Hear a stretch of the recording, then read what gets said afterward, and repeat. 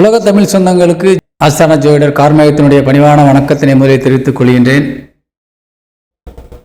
இந்த மாதம் ஜூன் மாதத்தினுடைய ராசி பலன்களை நாம் இப்பொழுது காண இருக்கின்றோம். ஜூன் மாதம் என்பது வைகாசி மாதம் 18ஆம் தேதி முதல் ஆனி மாதம் 16ஆம் தேதி வரை இந்த இடைப்பட்ட நாட்களில் உள்ள ராசி பலன்களை காண இருக்கின்றோம். இந்த மாதத்திலே மிக முக்கியமான ஒரு விஷயம், அதாவது வைகாசி மாதத்திலே சூரியன் ரிஷபத்திலே வந்து அமர்ந்திருப்பார். அதே போல 4-5 மாதங்களாக, குறைந்தபட்சம் ஒரு 4-5 மாதங்களாக நீசபலம் அடைந்து கடகத்தில் அமர்ந்திருந்த செவ்வாய் இந்த மாதம் 8ஆம் தேதி சிம்மத்திற்கு பயிற்சி ஆகின்றார்.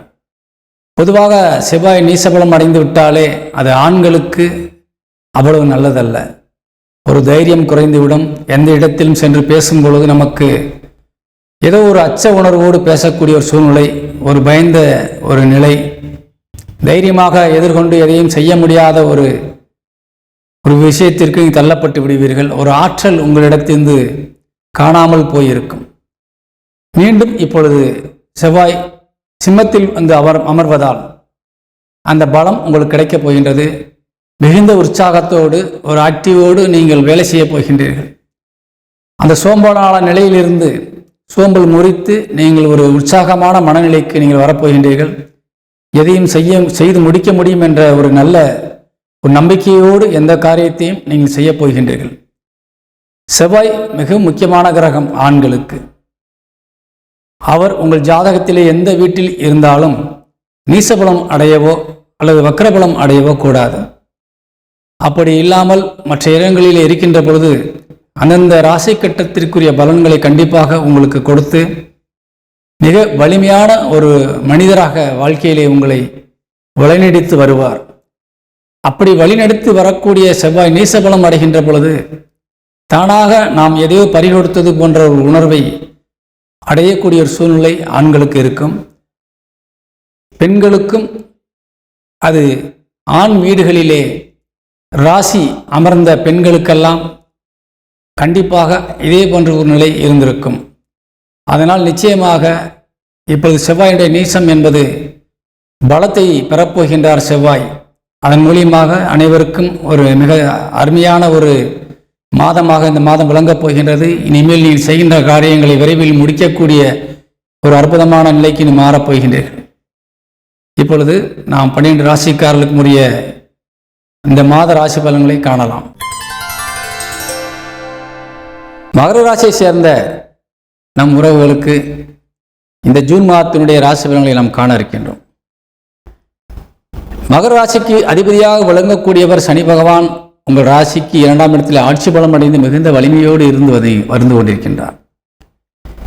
அதே நேரத்தில் உங்கள் ராசிநாதனுக்கும் குருவினுடைய அனுக்கிரக பார்வை இருந்து கொண்டிருக்கின்றது. அதே போல குரு பகவானுடைய பயிற்சிக்கு முன்பாக உங்கள் ராசிக்கு குருவினுடைய அனுக்கிரக பார்வை இருந்து வந்தது. இருந்தாலும் ஏற்கனவே ராசிக்கு இருந்தாலும் இப்பொழுது ராசி பகவானுக்கு இருந்தாலும் குரு பார்வை நீங்கள் எண்ணிய காரியங்கள் நடைபெறாமல் தடைபட்டு இருந்து வந்து கொண்டிருக்கின்றது. அதற்கு காரணமாக நீங்கள் விளங்குவது என்னவென்றால், உங்கள் ராசிக்கு சுகஸ்தானாதிபதியாக விளங்கக்கூடியவர் 4 குடையவன் செவ்வாய். அதே நேரத்தில் உங்கள் லாபஸ்தானாதிபதியாக விளங்கக்கூடியவர் செவ்வாய். தொட்டதெல்லாம் பொன்னாகக்கூடிய வாய்ப்பை தரக்கூடியவர். பொதுவாக இந்த மகர ராசிக்காரர்களுக்கு செவ்வாய் தான் மிக மிக முக்கியமான ஒரு கிரகம். அப்படிப்பட்ட செவ்வாய் நீசபலம் அடைந்து 7ஆம் இடத்தில் அமர்ந்து உங்கள் ராசியை பார்த்து கொண்டிருக்கின்றார். நீச பார்வையாக. நீச பார்வை மகர ராசிக்கு எந்த விதத்திலும் நன்மை செய்யாது.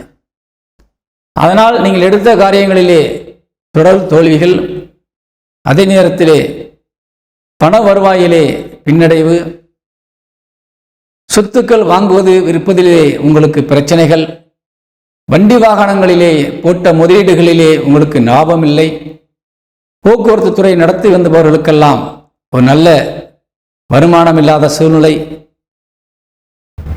வழக்குகளிலே உங்களுக்கு ஒரு சந்தோஷம் தரும் விஷயங்கள் இல்லை. இப்படி பல வகையிலே தொல்லைகளை அனுபவித்து வருவதற்கு காரணமாக விளங்குவது செவ்வாய்.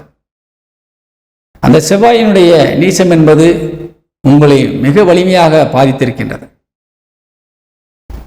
அந்த செவ்வாயினுடைய நீச பார்வை என்பது உங்கள் ராசியையும் பாதிக்கின்றது, ராசிநாதனையும் பாதிக்கின்றது. செவ்வாய் 8ஆம் பார்வையாக உங்கள் ராசிநாதனையும் பார்த்து கொண்டிருக்கின்றார். வருகின்ற 8ஆம் தேதிக்கு மேலே செவ்வாய் சிம்மத்திற்கு பயிற்சியாகின்றார். பயிற்சியாகி செவ்வாயினுடைய அனுக்கிரக பார்வை உங்கள் ராசிநாதனுக்கு விழப்போகின்றது. அதே நேரத்திலே 4ஆம் பார்வையாக உங்கள் லாபஸ்தானத்தையும் செவ்வாய் சொந்த வீடை பார்க்கப் போகின்றார். அதனால் இனிமேல் உங்களுக்கு வெற்றி மேல் வெற்றி வந்து குவியப் போகின்றது. செவ்வாய்தான் உங்களுக்கு வாழ்க்கையின் அஸ்திவாரம் என்பதை நீங்கள் உணர வேண்டும். செவ்வாய் எப்பொழுதெல்லாம் பலமிழக்கின்றாரோ அப்பொழுதெல்லாம் நீங்கள் மிகுந்த எச்சரிக்கையோடு முன்னெச்சரிக்கை நடவடிக்கைகளுக்கு தயாராகி கொள்ள வேண்டும். இனி செவ்வாய் உங்களுக்கு மிகுந்த யோகத்தை தரக்கூடியவராக விளங்கப் போகின்றார். அவர் அமரப்போகின்ற இடம் 8ஆம் இடமாக இருந்தாலும் கூட அது பணபரஸ்தானம் என்று சொல்லக்கூடிய ஒரு அற்புதமான இடம். அந்த இடத்தில் அமர்ந்து உங்கள் தனஸ்தானத்தை பார்க்க போகின்றார். நீண்ட நாட்களாக ஆண்டவனிடத்திலே கோரிக்கையை வைத்து நீங்கள் கேட்டுக்கொண்டிருந்த வரங்கள் எல்லாம் கிடைக்கப் போகின்றது. அதனால் உங்கள் குடும்பம் விருத்தி அடையப் போகின்றது. தொழிலிலே ஏற்பட்டு வந்த தொய்வுகள் விலகி லாபங்கள் அதிகரிக்கப் போகின்றது. இதுவரை நீங்கள் உழைத்த உழைப்பின் மூலியமாக கிடைத்த பணத்தை கூட கையிருப்பு கூட வைக்க முடியாத அளவிலே வீணாகி போய் கொண்டிருந்தது.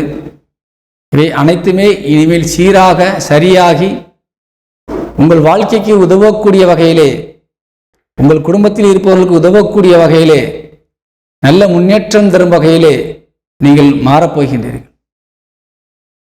சொந்த பந்தங்கள் உங்களை நாடி வரப்போகின்றார்கள். காரணம் 7ஆம் வீட்டிலே உங்கள் நட்புக்கும் மற்றும் சொந்த பந்தங்களுக்கும் உரிய இடம் 7ஆம் இடம்.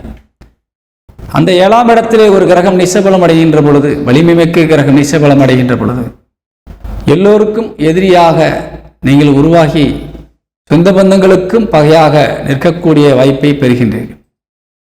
ஆனால் அந்த நிலை மாறி இப்பொழுது அனைவருமே உங்களுக்கு ஆதரவு கரம் நீட்டக்கூடிய ஒரு வாய்ப்பை நீங்கள் பெறப்போகின்றீர்கள். அதனால் இதுவரை இருந்த சூழ்நிலைகள் மாறும் பொழுது உங்களுக்கு தன்னம்பிக்கை அதிகரிக்கும், தன வருவாய் கூடும், குடும்பத்திலே சுப நிகழ்ச்சிகள் நடக்கும், எண்ணிய காரியங்கள் ஈடேறும்.